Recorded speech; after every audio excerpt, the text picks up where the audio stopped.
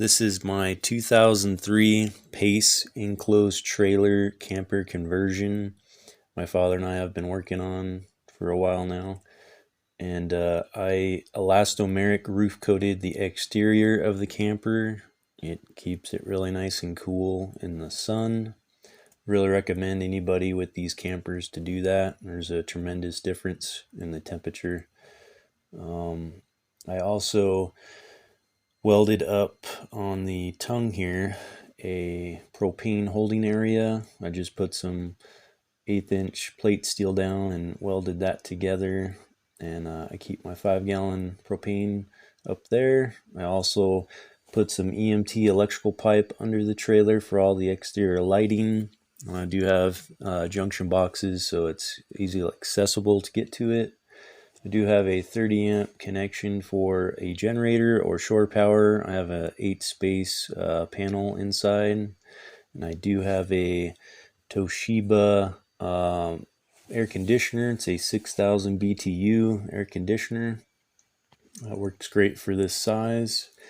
On the interior, I did weld up some 1-inch square tubing, square stock, for some structural support for the rack. I welded up for the solar system. It holds 8 panels. They are 100-watt panels. It's a 12-volt system. It works pretty good for this system.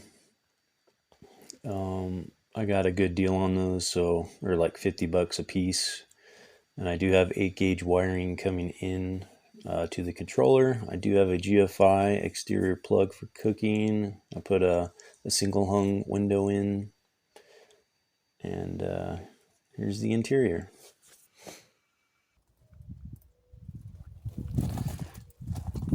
This trailer came with some wood shelving on the inside. I took apart and built this countertop and this cabinetry in here.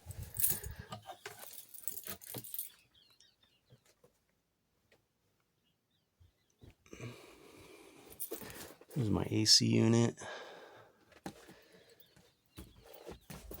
So the countertop and this cabinet here I built out of the material that the trailer came with. I put a microwave usually goes here, and I have a coffee pot that goes right there. But I could put my food down here, and then my silverware goes in this cabinet. And my refrigerator works pretty good for this system. I do have some LED lighting, some strip lighting that goes throughout. And then I do have these 12-volt inside and outside underneath the camper. I could turn on at night if I'd like. I can hang my guitar there. And here's my solar system. I have 4 100 amp hour lead time iron phosphate batteries, 12-volt. I built a enclosure box with foam insulation, 1.5-inch foam in there, so it keeps it warm. So hopefully it doesn't freeze, because it doesn't have they don't have the low temp shut off. So I usually try to monitor it and use a thermometer and try to regulate the temperature in here if I can.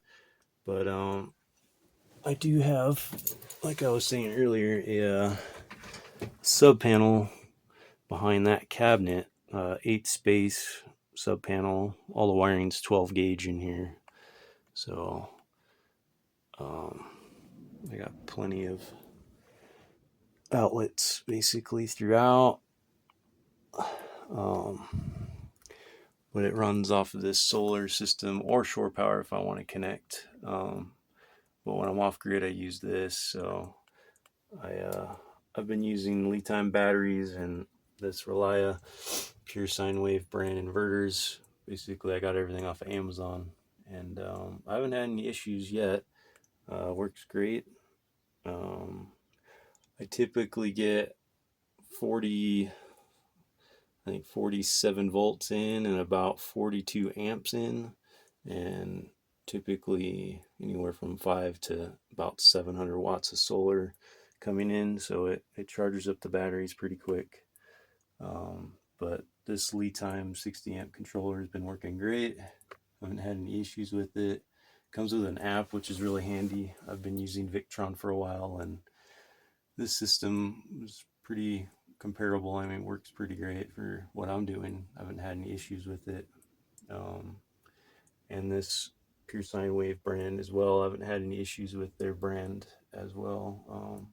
And I can weld off this inverter as well. I turned basically everything on in here and burned some 16th gauge material, and I didn't have any issues with it tripping. And I had my AC running and my TV's running and pretty much everything in here. So that said,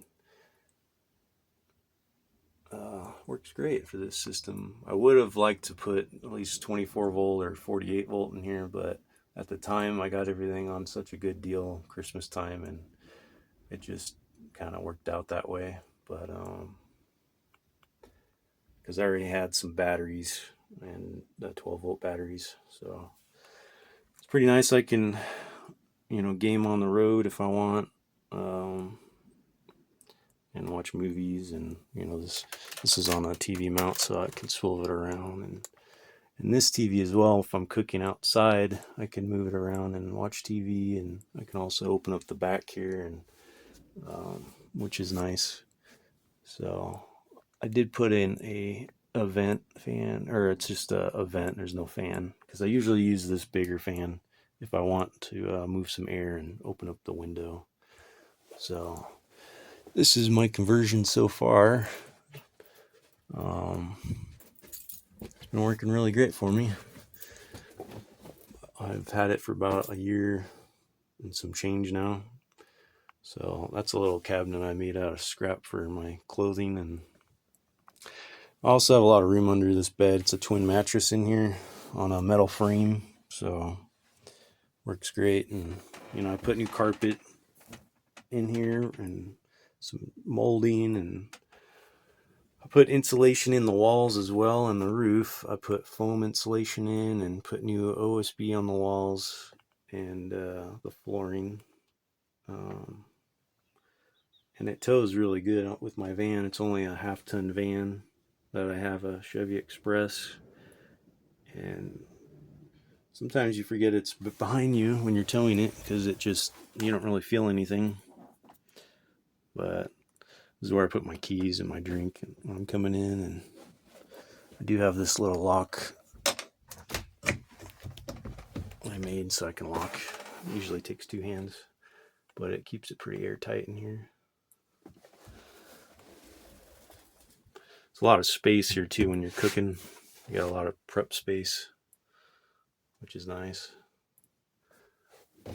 And this is just a residential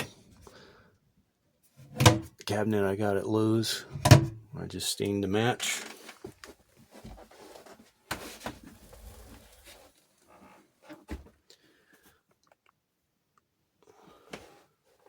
Well, thanks for watching.